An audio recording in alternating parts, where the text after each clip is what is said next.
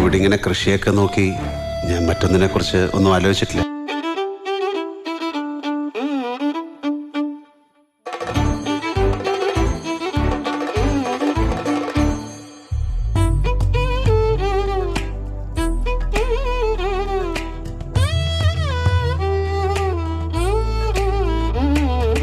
ഞാനൊരു മലയാളി, എന്നും മണ്ണിൻ കൂട്ടാളി, എങ്ങും മതിലുകളില്ല സ്നേഹത്തേരാളി.